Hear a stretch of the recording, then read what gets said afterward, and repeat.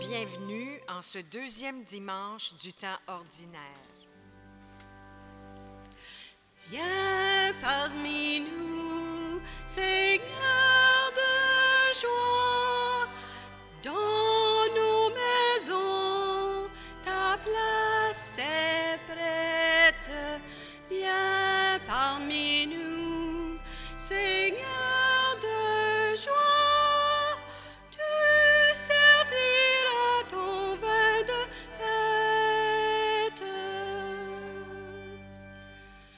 Toi l'invité de nos repas, tu sais le geste qui pourra changer nos cœurs à nos festins d'humanité.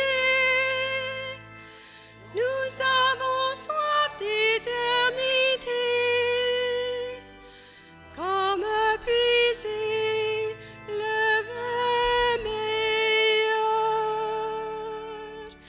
Viens parmi nous, Seigneur de joie, dans nos maisons, ta place est prête.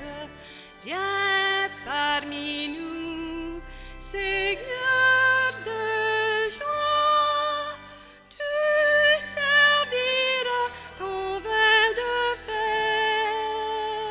fête.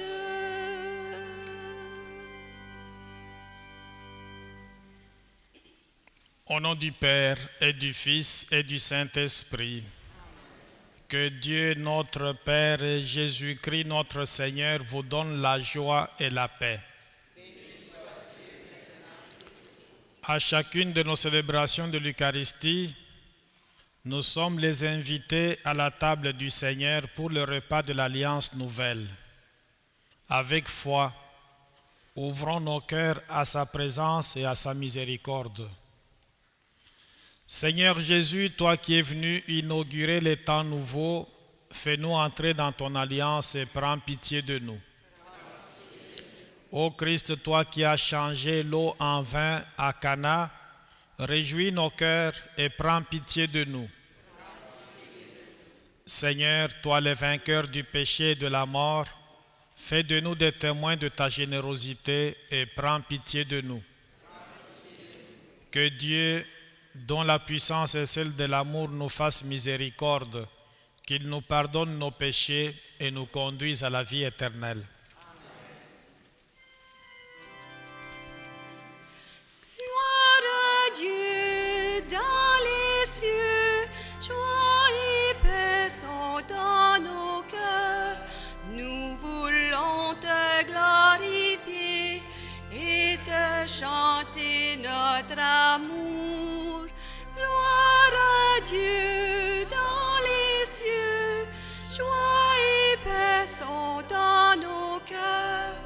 Nous voulons te glorifier et te chanter notre amour.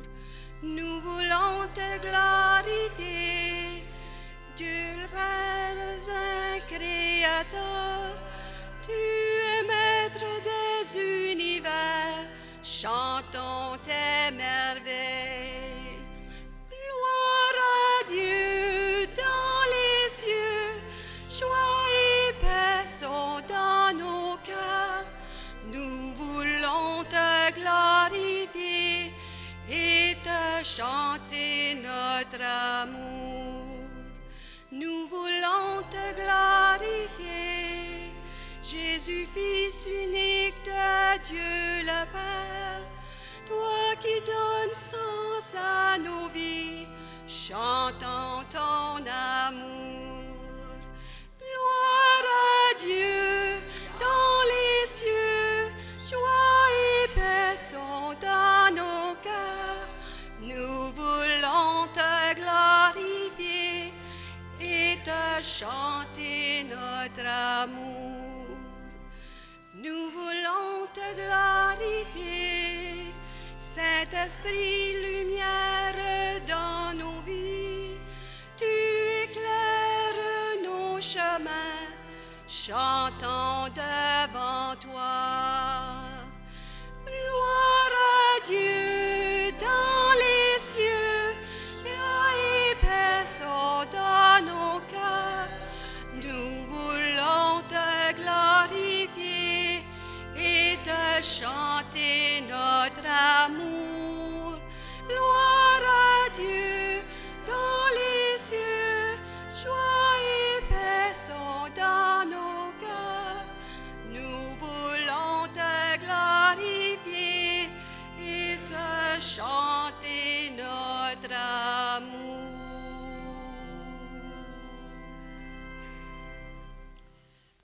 Prions le Seigneur. Dieu éternel et tout-puissant, qui régit l'univers du ciel et de la terre, exauce en ta bonté les prières de ton peuple et fais en notre temps la grâce de la paix. Par Jésus, le Christ notre Seigneur.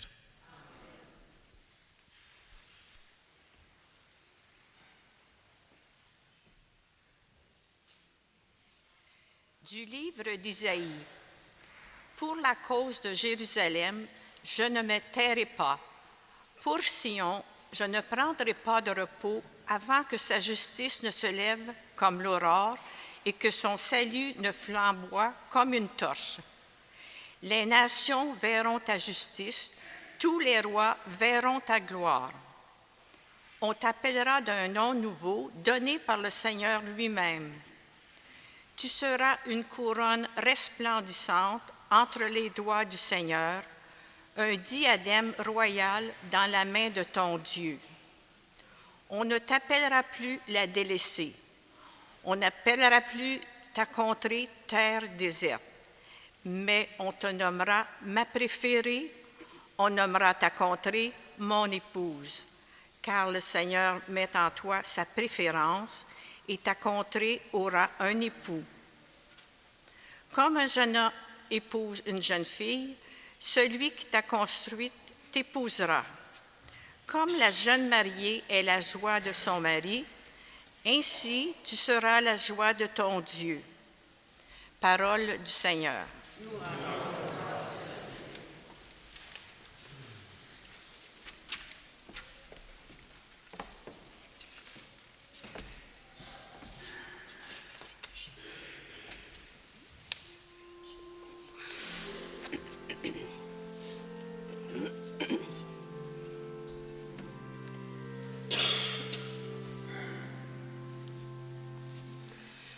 Allez dire au monde entier les merveilles de Dieu.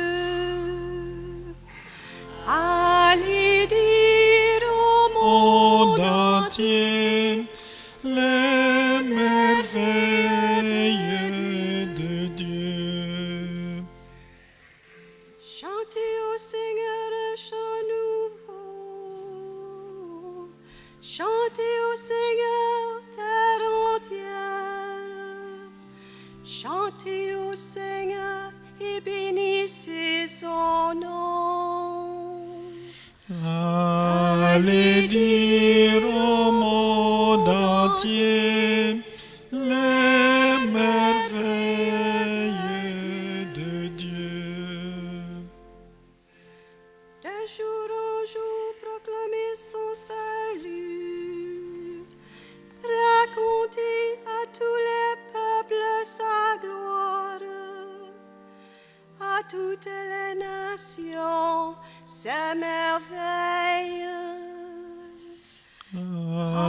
Allez dire au monde entier les merveilles de Dieu. Rendez au Seigneur, famille des peuples. Rendez au Seigneur la gloire et la puissance.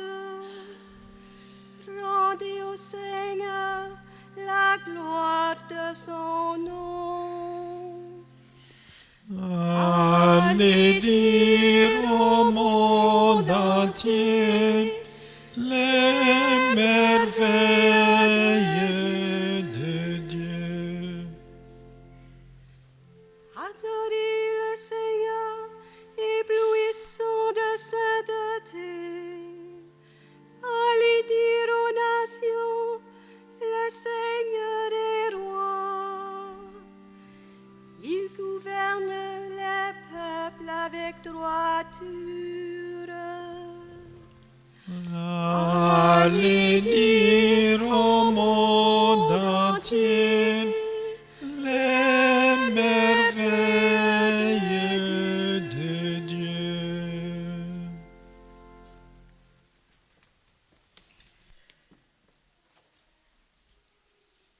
De la première lettre de Saint Paul apôtre aux Corinthiens. Les dons de la grâce sont variés, mais c'est toujours le même esprit. Les fonctions dans l'Église sont variées, mais c'est toujours le même Seigneur. Les activités sont variées, mais c'est partout le même Dieu qui agit en tous. Chacun reçoit le don de manifester l'Esprit en vue du bien de tous. À celui-ci est donné, grâce à l'Esprit, le langage de la sagesse de Dieu. À un autre, toujours par l'Esprit, le langage de la connaissance de Dieu. Un autre reçoit dans l'Esprit le don de la foi. Un autre encore, des pouvoirs de guérison dans l'unique Esprit. Un autre peut faire des miracles, un autre est un prophète, un autre sait reconnaître ce qui vient vraiment de l'Esprit.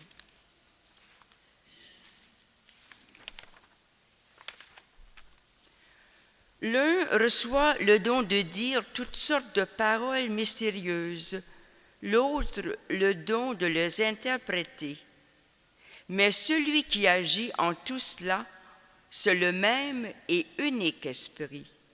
Il distribue ses dons à chacun selon sa volonté. Parole du Seigneur.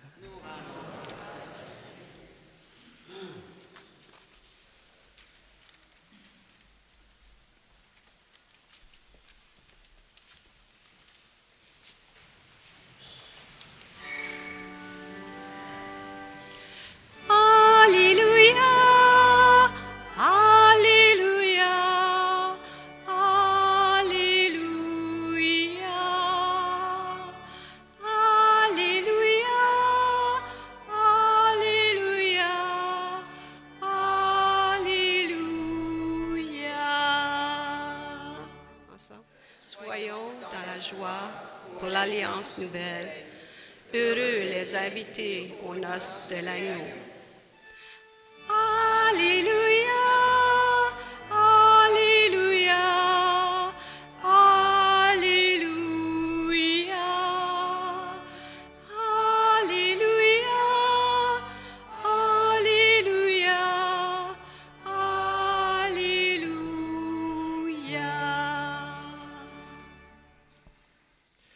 Le Seigneur soit avec vous.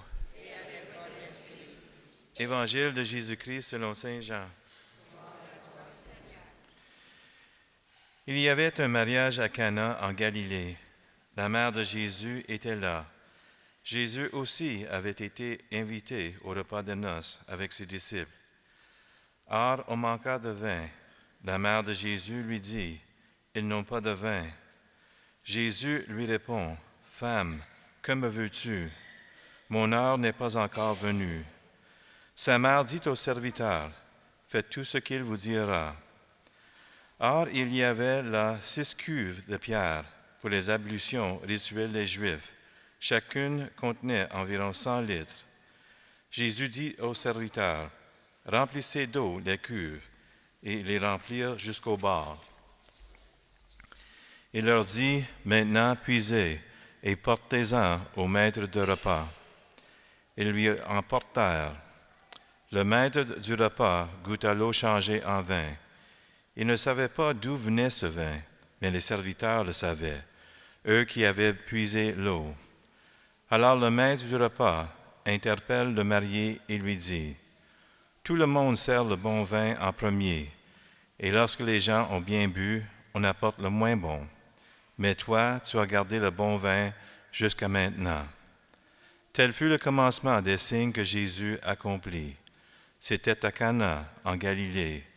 Il manifesta sa gloire, et ses disciples crurent en lui. Alléluia, Alléluia, Alléluia, Alléluia, Alléluia, Alléluia.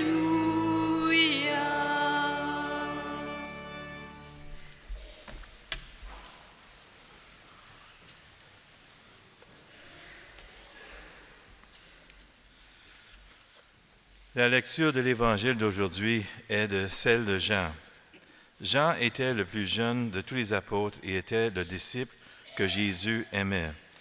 Il était présent à la transfiguration de Jésus, avec lui dans le jardin de Gethsémani à l'agonie de Jésus, et était au pied de la croix lorsque Jésus, avant de mourir, lui donna la responsabilité de prendre soin de sa mère, la Sainte Vierge Marie.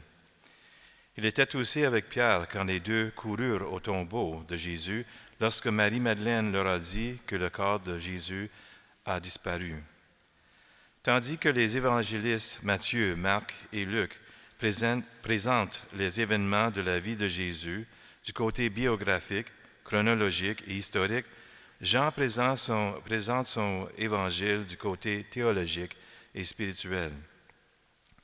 Il saisit le sens de ces événements à travers les yeux d'un intuitif, un mystique, contemplant la vie de Jésus, le Messie. Il se réfère à Jésus en termes allégoriques, se référant à Jésus comme la parole de Dieu, qui était avec Dieu et qui est Dieu. Selon Jean, Jésus est la parole incarnée de Dieu. C'est peut-être en raison de ses nobles et hautes pensées que son emblème est l'aigle. Après la mort et la résurrection de Jésus, Saint Jean semble avoir resté à Jérusalem pour une longue période de temps pour prendre soin de Marie, la mère de Jésus. Plus tard, il a résidé à Éphèse, en Turquie actuelle, et à Patmos, une île grecque dans la mer Égée. Il a écrit son Évangile, 3 épîtres, et l'Apocalypse, le dernier livre du Nouveau Testament.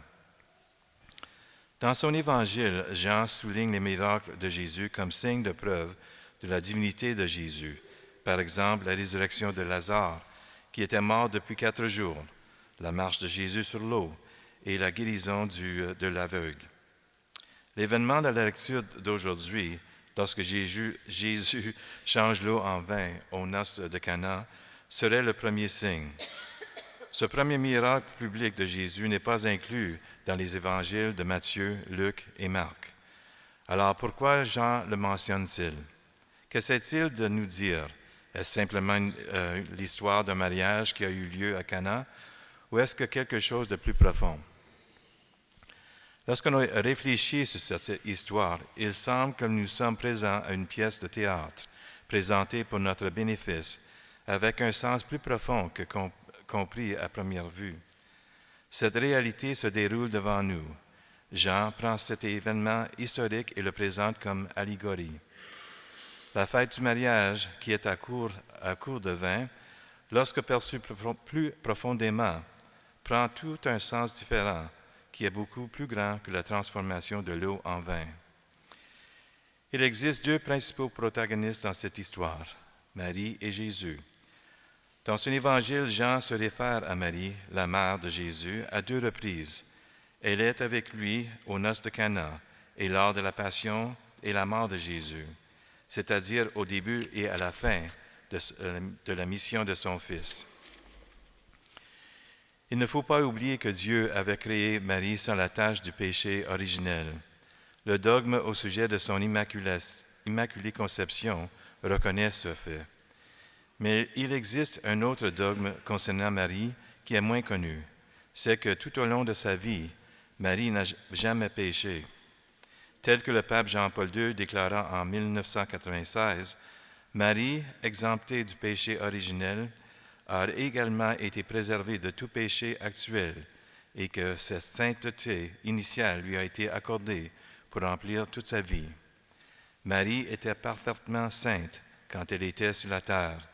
Cette doctrine est fondée sur la grâce attribuée à Marie par l'ange au moment de l'Annonciation. L'ange déclara « Je vous salue Marie, pleine de grâce », la reconnaissant comme femme entièrement dotée de sainteté sans l'ombre du péché originel ou d'imperfection morale ou spirituelle. Marie appartenait entièrement au Seigneur, en parfait accord avec la volonté de Dieu. Par conséquent, Marie a participé activement et pleinement à la mission de Jésus avec une vision claire du plan salvifique et rédempteur de Dieu pour son peuple. L'histoire dans la lecture de l'Évangile d'aujourd'hui implique Marie ainsi que Jésus. Marie dit « Ils n'ont pas de vin ».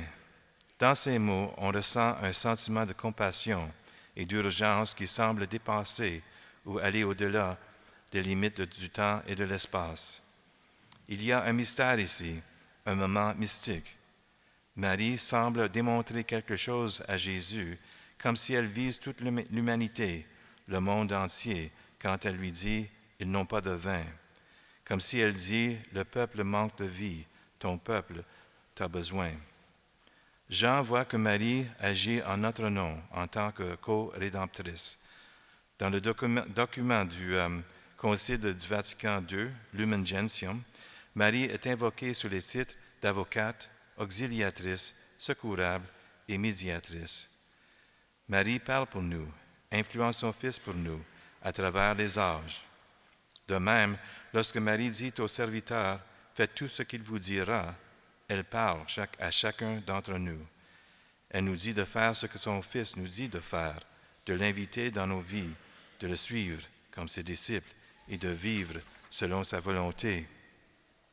C'est par Marie, la Reine du monde, en union avec son Fils, Jésus, le Roi du ciel, qu'une nouvelle Ève et un nouvel Adam sont nés. Jésus répond, « Femme, que me veux-tu? Mon heure n'est pas encore venue. » Comme je l'ai déjà mentionné, changer l'eau en vin est le premier miracle public de Jésus, le premier signe public de sa divinité. Il avait été baptisé par Jean le Baptiste, avait passé 40 jours dans le désert, tenté par le diable, et commença la sélection de ses disciples qui deviendront par la suite ses apôtres. Ce fut le début de sa mission divine. Lorsque Jésus déclare « Mon heure n'est pas encore venue », il réfère à l'heure de sa passion et sa mort sur la croix. Cette heure n'était en effet pas encore venue, mais sa mission venait néanmoins de commencer, et d'une manière sa mère, qui était tout à fait consciente de la mission de son Fils, en lui disant « Ils n'ont pas de vin », lui rappelle doucement qu'il est temps de la commencer. Au temps de Jésus, l'eau dans les 6 cuves de pierre était utilisée pour la purification cérémoniale des mains des invités et des ustensiles de cuisine par obéissance à Dieu pour la pureté. On croyait que si les gens observaient bien le rituel pour nettoyer l'extérieur, ceci rendrait propre l'intérieur, permettant un moyen de se joindre à Dieu. Jésus, cependant, utilise cette eau, symbole de l'Ancien Testament, dans un but totalement différent. Il transforme l'eau de l'Ancienne Alliance en vin de la Nouvelle Alliance. Dans un autre chapitre de l'Évangile de Jean, Jésus déclare « Moi, je suis la vigne véritable, et mon Père est le vigneron. » Aujourd'hui, Jean nous dit que Jésus commença sa mission de mettre en place la Nouvelle Alliance, le vin nouveau, le vin qui sera plus tard transformé en son sang afin d'accomplir la promesse de Yahvé à son peuple Israël. Jésus est le vin de la Nouvelle Alliance qu'il scellera en transformant le vin à la dernière scène, en son sang, quand il prononce « Prenez et buvez-en tous, car ceci est le coupe de mon sang, le sang de l'Alliance nouvelle et éternelle. » Jean comprend que la célébration du mariage à Cana est le commencement d'une nouvelle relation entre Dieu et son peuple élu, un mariage entre le Christ, l'époux, et son Église, l'épouse, une alliance qui durera pour l'éternité.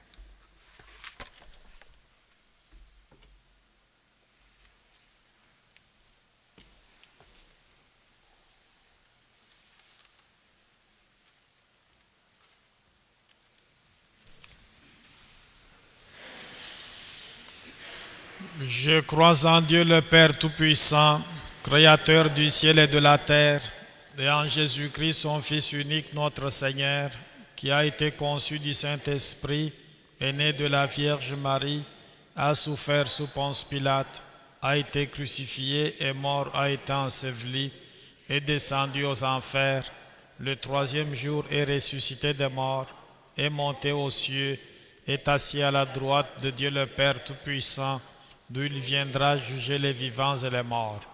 Je crois en l'Esprit Saint, à la Sainte Église catholique, à la communion des saints, à la rémission des péchés, à la résurrection de la chair, à la vie éternelle.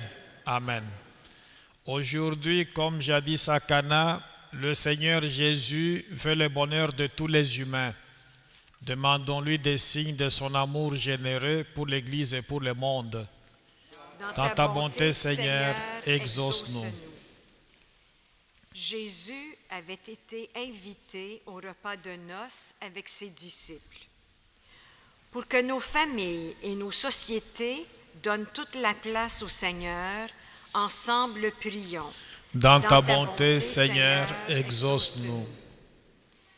Ils n'ont plus de vin. Pour que nos cœurs s'éveillent aux attentes et aux besoins de ceux et celles qui nous entourent, ensemble prions. Dans ta bonté, Seigneur, exauce-nous.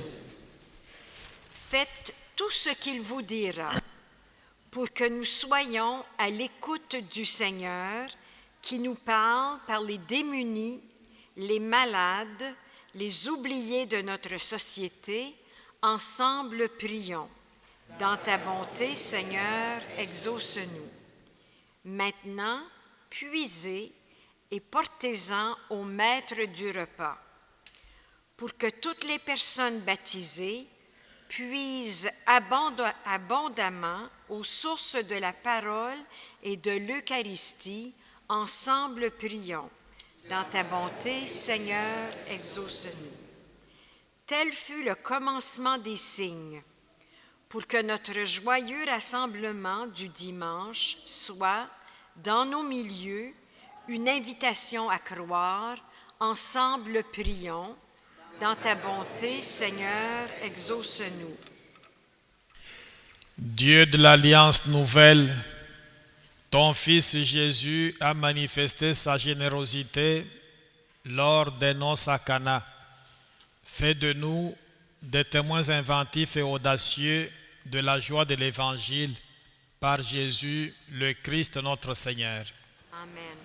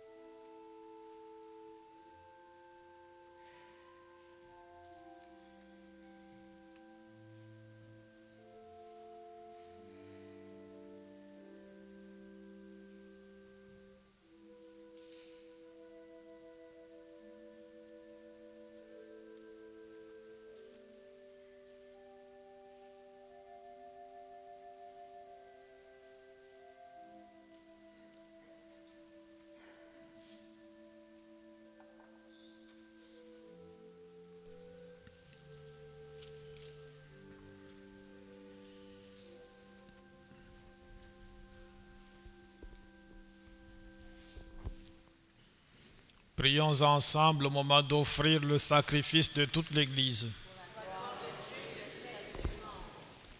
Seigneur, accorde-nous la grâce de vraiment participer à cette Eucharistie, car chaque fois qu'est célébré ce sacrifice en mémorial, c'est l'œuvre de notre rédemption qui s'accomplit par Jésus, le Christ notre Seigneur.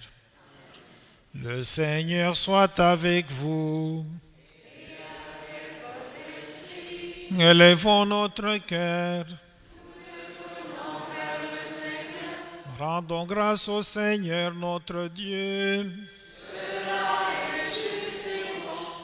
Vraiment, il est juste et bon de te rendre gloire, de t'offrir notre action de grâce toujours et en tout lieu, à toi Père très saint, Dieu éternel et tout-puissant, par le Christ notre Seigneur. Dans sa pitié pour notre misère, il a voulu naître d'une femme, la Vierge Marie. Par sa passion et sa croix, il nous a délivrés de la mort éternelle. Par sa résurrection d'entre les morts, il nous a donné la vie qui n'aura pas de fin. C'est pourquoi, avec les anges et les archanges, avec les puissances d'en haut et tous les esprits bienheureux, nous chantons l'hymne de ta gloire et sans fin nous proclamons: Saint, Saint, Saint, le Seigneur est ton nom. Le ciel et la terre sont remplis de ta gloire. Saint, Saint, Saint, le Seigneur est ton nom. Béni soit celui qui vient au nom du Seigneur. Hosanna au plus haut des cieux. Hosanna au plus haut des cieux.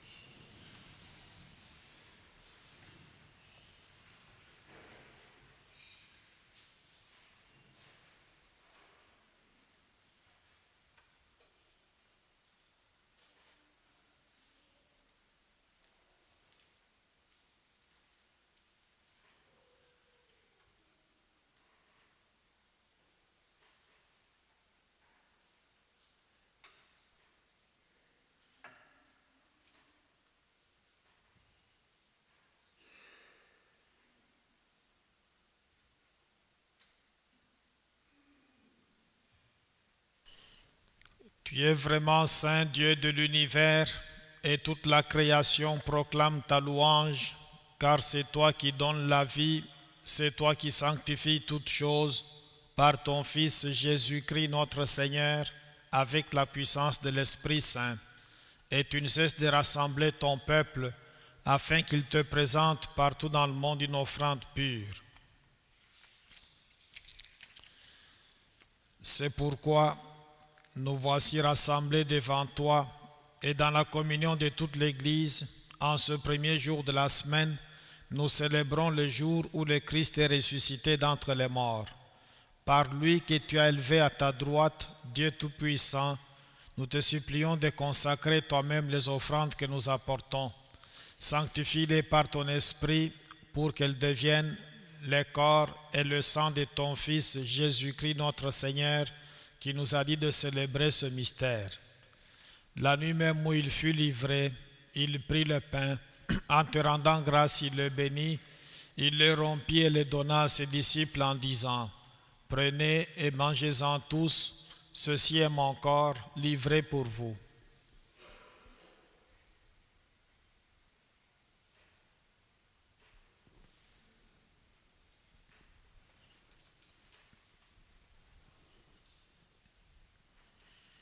De même, à la fin du repas, il prit la coupe.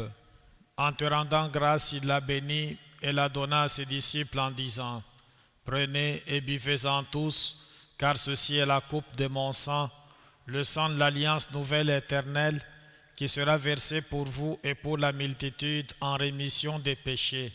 Vous ferez cela en mémoire de moi.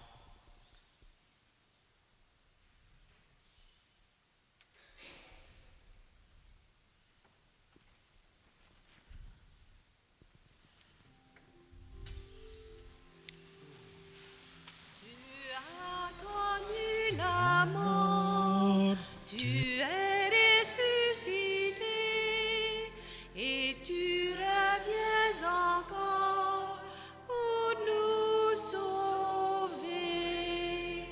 Tu as connu la mort, tu es ressuscité et tu reviens encore pour nous sauver.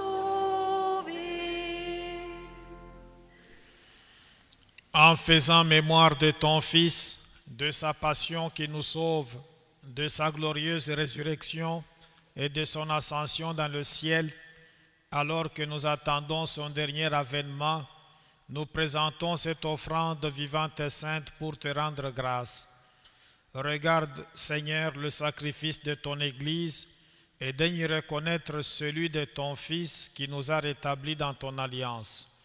Quand nous serons nourris de son corps et de son sang et remplis de l'Esprit Saint, accorde-nous d'être un seul corps et un seul esprit dans le Christ. Que l'Esprit Saint fasse de nous une éternelle offrande à ta gloire, pour que nous obtenions un jour les biens du monde à venir, auprès de la Vierge Marie, la bienheureuse Mère de Dieu, avec Saint Joseph son époux, avec les apôtres, les martyrs et tous les saints qui ne cessent d'intercéder pour nous. Et maintenant nous te supplions, Seigneur, par le sacrifice qui nous réconcilie avec toi, étends au monde entier le salut et la paix. Affermis la foi et la charité de ton Église au long de son chemin sur la terre. Veille sur ton serviteur le pape François, notre évêque Thorens, son auxiliaire Christian, l'ensemble des évêques, les prêtres, les diacres et tout le peuple des rachetés. Écoute les prières de ta famille assemblée devant toi et ramène à toi, Père très aimant, tous tes enfants dispersés. Pour nos frères et sœurs défunts, pour les hommes et les femmes qui ont quitté ce monde et dont tu connais la droiture, nous te prions.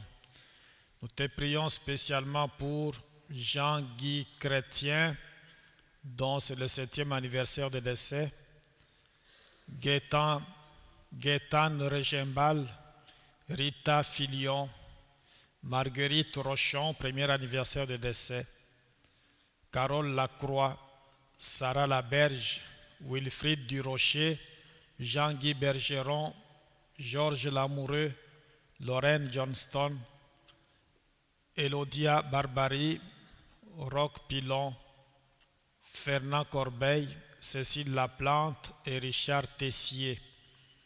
Reçois-les dans ton royaume où nous espérons être comblés de ta gloire, tous ensemble et pour l'éternité, par le Christ notre Seigneur, par qui tu donnes au monde toute grâce et tout bien.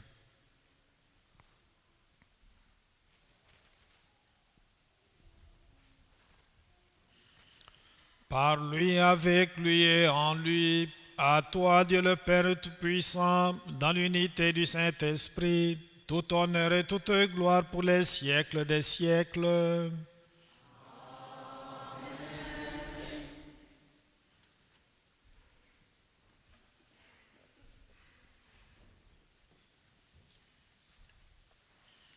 Unis dans le même esprit, nous pouvons dire avec confiance la prière que nous avons reçue du Sauveur. Notre Père, qui es aux cieux, que ton nom soit sanctifié, que ton règne vienne, que ta volonté soit faite sur la terre comme au ciel. Donne-nous aujourd'hui notre pain de ce jour. Pardonne nos offenses, comme nous pardonnons aussi à ceux qui nous ont offensés. Et ne nous soumets pas à la tentation, mais délivre-nous du mal. Car c'est à toi qu'appartiennent le règne, la puissance et la gloire pour les siècles des siècles. Amen.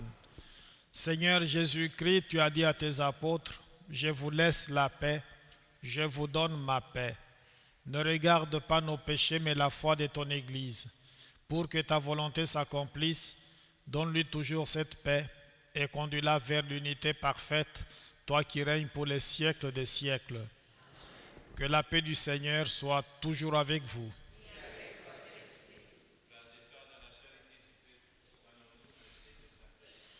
La paix du Seigneur, amen.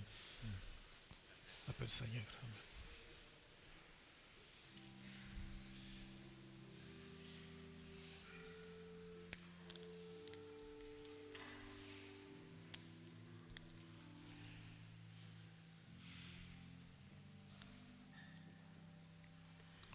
Agneau de Dieu, qui enlève le péché du monde, prends pitié de nous, prends pitié de nous. Agneau de Dieu, qui enlève le péché du monde, prends pitié de nous, prends pitié de nous. Agneau de Dieu, qui enlève le péché du monde, donne-nous la paix, donne-nous la paix, donne-nous la paix.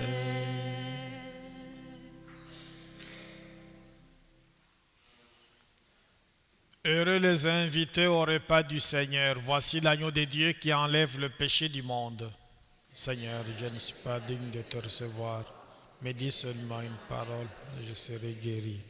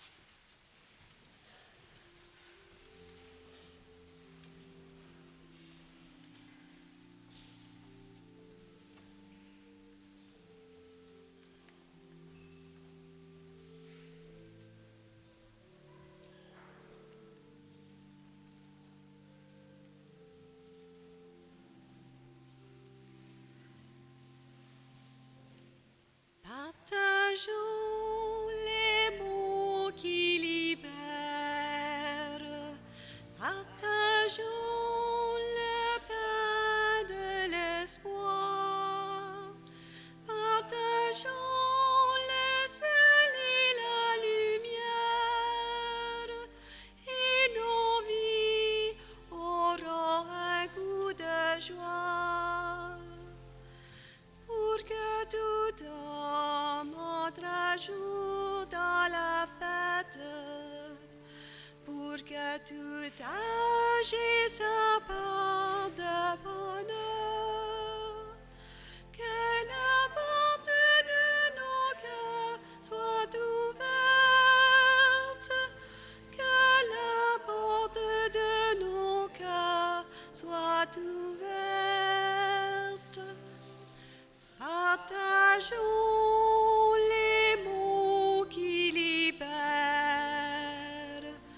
partageons le pain de l'espoir, partageons le sel et la lumière, et nos vies auront un goût de joie. Pour que s'éloigne le froid de méfiance, pour que se lève un grand vent de douceur, que la foi dans l'amitié nous rassemble, que la foi dans l'amitié nous rassemble.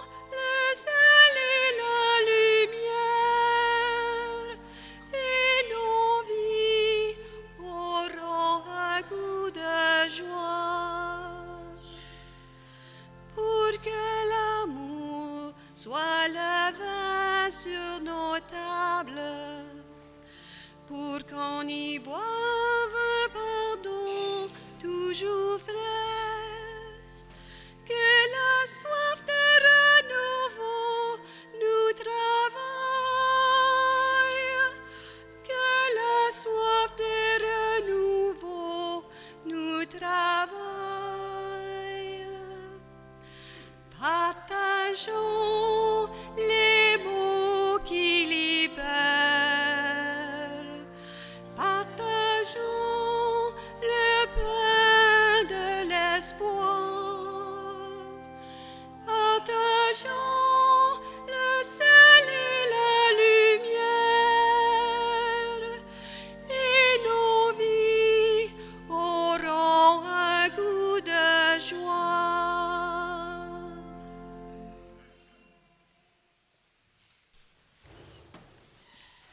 À la fin de la messe, vous pouvez aller prendre votre reçu d'impôt, c'est à gauche en sortant de l'église. C'est toujours mieux de faire la déclaration d'impôt parce que si vous avez payé beaucoup plus de taxes, alors ça va vous revenir et non seulement vous allez en bénéficier, mais l'église aussi pourra en bénéficier.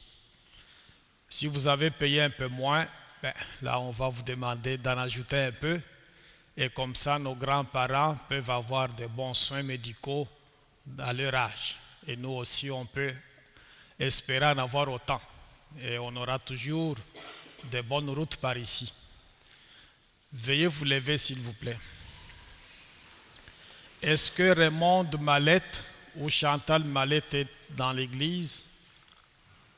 Raymond Mallette, parce que je vois ici que je dois annoncer quelque chose pour la catéchèse. Prions le Seigneur. Pénètre-nous, Seigneur, de ton esprit de charité, afin que soient unis par ton amour ceux et celles que tu as unis d'un même pain, ceux et celles que tu as nourris d'un même pain, par Jésus, le Christ notre Seigneur. Je vous souhaite un beau dimanche, une belle semaine. Le Seigneur soit avec vous. Que Dieu Tout-Puissant vous bénisse, le Père, le Fils et le Saint-Esprit.